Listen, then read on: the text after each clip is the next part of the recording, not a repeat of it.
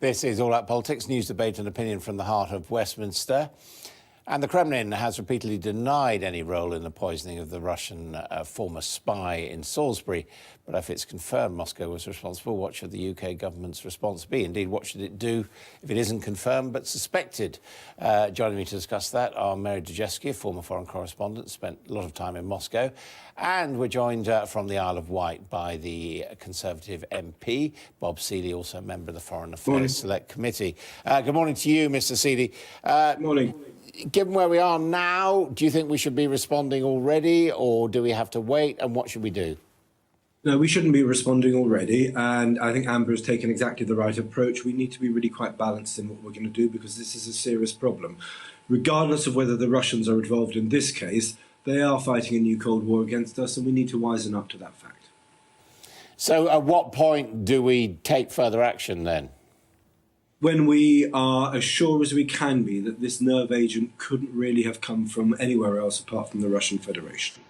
What do you think, Mary Dejevsky? Is that I think that's absolutely right. I mean, I would probably go rather further and say that I think it's extraordinary how far people in authority have actually gone in implicating Russia before there is the slightest bit of proof. You know, what we should be talking about is finding culprits, not second-guessing that it's Russia before we've even got any evidence at all. Well, in the case of Litvinenko, it took an official report and then it could only conclude on the balance of probability. But don't we have enough circumstantial evidence, A, that President Putin has supported this type of activity? We had someone on a state broadcaster yesterday publicly celebrating the murder. We know that high-tech products of some kind or another have been used in this. So, and even if it was people related to Russia through mob connections rather than governmental connections, it's all part of the same thing, isn't it? I mean, aren't we being a bit wet saying we need to have this total proof? Well, I mean, if we go back to the Litvinenko case, then I think the British response was really unforgivably lax. But I'm not saying that in relation to how it was dealt with the Russians particularly. But the fact that it took 8 years to get an inquiry/inquest, I mean, those delays are part of the problem in that we never really got to the bottom of the Litvinenko case, at least so far as the general public was concerned. So I think, obviously, I see here a lot of attempts to avoid getting into, as it were, the Litvinenko trap. But I don't think we should veer completely the other way and say it's all cut and dried before anybody's even hardly started an investigation. I mean, would you be prepared to wait 8 years, Mr Seely, before taking any action? No, and I think we can do some things now which are not necessarily pointing the finger. I mean, by the way, this is very likely to be the Russians. You don't get nerve agent down the freezer aisle at Morrison's. This comes from one or two places in the world, and one of them is the Russians. And they have form in this, as we know. They have malign intent. It is very, very unlikely to be anyone else. And the 2006 law says that if somebody is being killed abroad, there is one person who signs off on that, and that is the head of state of the Russian Federation. What we can do now is we can reinvestigate previous suspicious deaths. Up to 14 have been mentioned. I don't think there's as many as that, but there's a good half a dozen to a dozen. We should look at them again now. We should be planning for gold standard Magnitsky anti-corruption laws now, and we should start to reach out to other people who are having serious and significant problems with Russian influence, like the Americans, but also people in the Baltic Republic, so the Swedes, the Finns, the Norways, and the Baltic Republics, and start reaching out to them and talking to them. So there's stuff that we can be doing now whilst we wait to make sure we get our ducks in the row. As far as having a Magnitsky Act in the UK, I mean, I'm absolutely all in favour, because I think one of the problems here is that we target Russia. We find Russia as being sort of uniquely culpable in every area, from dirty money to assassinations.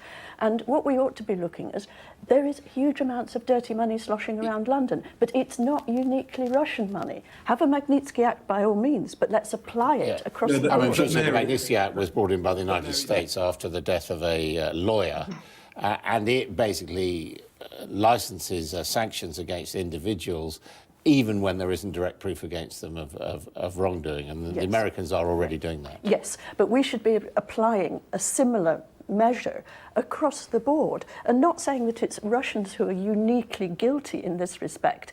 There are lots of people all over London who are guilty of getting their money by illicit means. But we shouldn't. Why are we demonising people that we call, But Mary, Putin's cronies? There's opposition as well as Putin's people. Mr. Seeley? yeah, but Mary, okay, you're absolutely right to say that. We have a problem of authoritarian states, just parking the ordinary corruption to one side. We have a problem of authoritarian states operating in open and free societies in order to undermine those open and free societies. The Australians have got a problem with Chinese espionage. We and the Americans have somewhat a problem with Chinese espionage. The way that the Iranians behave is pretty unhealthy. But the people who are above and beyond anyone else in their manipulation of open societies in order to damage open societies whilst using the finance systems and all these other systems is the Russians.